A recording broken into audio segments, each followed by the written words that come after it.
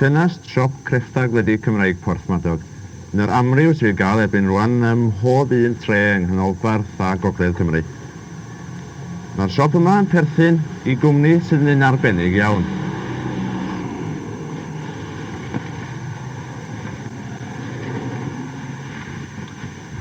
Mae'n arbennig am ddau reswm. I ddechrau, mae'r dyn a ddechreuodd y cwmni yma, efo un siop yn Llangurig 8 mlynedd yn ôl, rwan yn berchen ar 10 siop, ac yn meddwl agor un arall yn Mae Colwyn o fewn y mis. Beth arall yn arbennig? Wel, yn ogystal â gwerthu cynnyrch Cymreig, mae'r cwmni yma hefyd yn cynhyrchu rhan helaeth iawn o'r stwff maen nhw werthu yma yn y siop.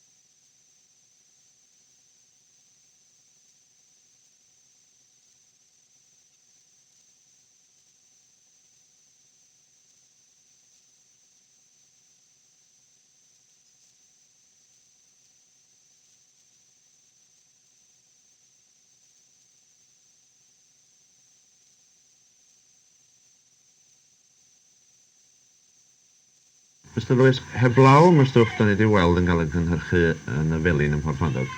O ble arall da chi'n cael y defnydd da chi'n werthu yn y siopa? Bob man yn Cymru, o Sir Fynwy lawr i Sir Benfro.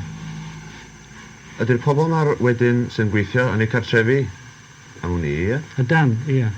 Ydyn nhw'n gweithio i chi llawn amser? Hanner ohonyn nhw, neu chwarter ohonyn nhw, ond y lleill yn hanner amser. Da chi'n gweld bod yna fwy a mwy o bobl yn gwneud gwaith fel hyn? Gwaith fel cerfio, pren neu lechi? Ie. Mae yna mwy a mwy o bobl yn dod i weld fi i cynnig crefftau i mi, bob blwyddyn.